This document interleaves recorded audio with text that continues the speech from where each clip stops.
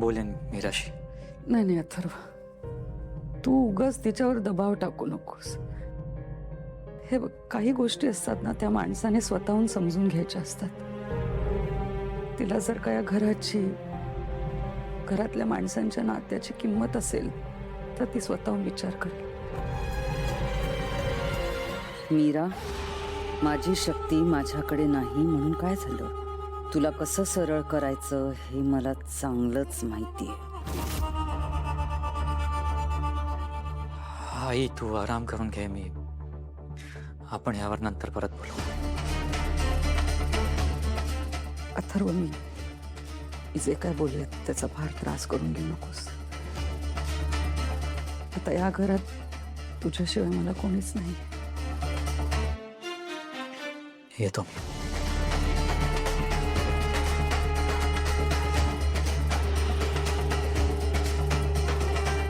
दादासाहेबांची इच्छा. किती सुंदर वाक्य आहे ना हे.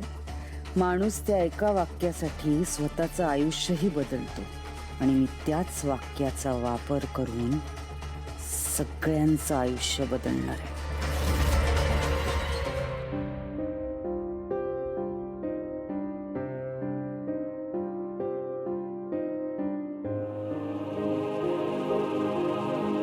मी काय करू? वेदाजी बाबा आत्ता बाळाचा विषय नक्कीच काढणार.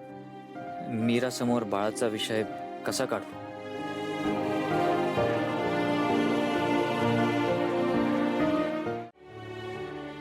एका बाजूला हे आहे आणि दुसऱ्या बाजूला बाबांची शेवटची इच्छा. मला माहिती आहे ह्या विषयावर आपलं बऱ्याचदा बोलणं झालंय आणि मलाही, म्हणून ना आपण एकदाच काय ते यावर बोलूयात, काय करायचं ते ठरवूयात, म्हणजे आपल्याला एकमेकांचं स्टँड कळेल. मी हो म्हणाले तर स्वतःला गमावून बसेल आणि नाही म्हणाले तर या नात्याला काय करू मी? मीरा, वेदाजी बाबा, मला काय वाटतं की दादासाहेबांचे सगळे कार्य होऊन जाऊ देत, सगळ्या विधी शांतपणे होऊ देत, मग बोलूयात ना आपण यावर. हा प्लीज.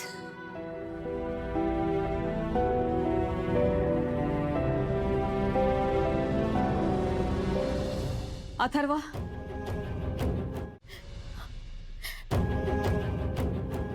दादा, या घरात कोणीच ऐकत नाहीये माझं. तू ये ना परत आणि सगळ्यांना काय ते खरं खरं सांग. अथर्व बघ माझ्याशी कसं वागतोय. मला खात्री आहे वहिनीने ना काहीतरी काळी जादू केली आहे त्याच्यावर. कोणी माझं ऐकून घ्यायला तयार नाहीये.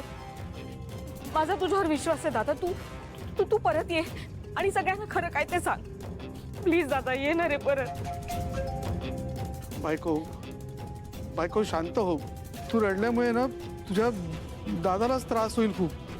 मग मी काय करू आता? अरे तू रडून दादा परत येणार आहे का?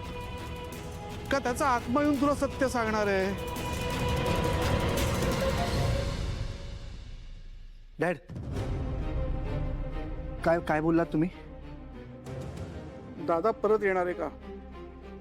नाही नाही नाही, त्याच्यानंतर काय बोललात? त्यांचा आत्मा येऊन तुला सत्य सांगणार आहे का? डॅड, अरे काय, मी सहज बोललो, म्हणजे हेतू चुकीचा नव्हता माझा. आई चुकीचं नाही, तुम्ही करेक्ट बोललात डॅड. आत्मा परत येऊच शकतो ना मग. माया, यू टोल्ड मी तुला ते प्लॅनचेट करता येतं, राईट? हिला येतं प्लॅनचेट करता. मग आपण करूया ना. नाही नाही नाही, नको नको. हा, असं असं काही करायला नको. आपण खूप भयानक आहे हे, डेंजरस आहे. अरे पण हे नक्की काय असतं? प्लॅनचेट डॅड, प्लॅनचेट म्हणजे ना कसं सांग, प्लॅनचेट म्हणजे गेम असतो जो आपण सगळ्यांनी मिळून खेळायचा असतो. आणि तो गेम खेळताना आपण मेलेल्या माणसाच्या आत्म्याला परत बोलवू शकतो. तो आत्मा परत येतो, आपण त्याला काही विचारलं ना त्या प्रश्नांची उत्तर देतो. मज्जा. वा वा वा, काय मस्त आयडिया आहे रे याची. माया माया माया, तुला येतं हे सगळं? मग तू कर ना. मला दादाशी बोलायचंच आहे. नाही नाही सासूबाई ऐका हा, हे हे दिसतंय तेवढं सोपं नाहीये, हे भयानक आहे, ह्याच्यामध्ये जीवाला धोका आहे. नको नको. माया, तुला हे येतं की नाही? हे कम ऑन मॉम, माया आहे ती, तिला सगळं येतं. माया अरे येतो पण नको नको.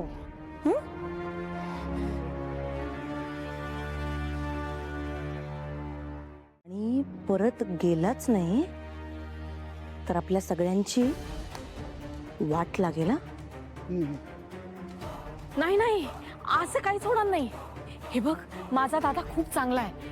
म्हणजे तो येईल, त्याचा आत्मा येईल, आपल्याशी बोलेल, आपल्या प्रश्नांना उत्तर देईल आणि निघून जाईल. आपल्याला काहीच त्रास देणार नाही तो. आता ह्यांना काय सांगू की लवकरच ह्यांचेच आत्मे इथे फिरणार आहेत. बापरे, तुम्ही सगळे ना एखाद्या हॉरर फिल्म सारखं प्लॅनिंग करताय.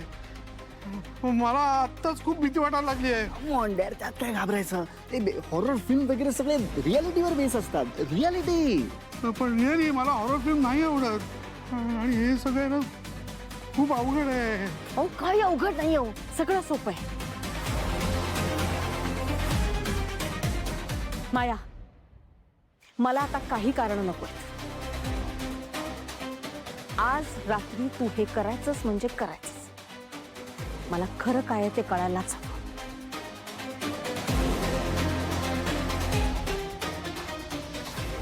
अरे बापरे, जर हे सगळं खरंच सुरू झालं तर हा खेळ कुठे जाईल मलाच नाही माहित.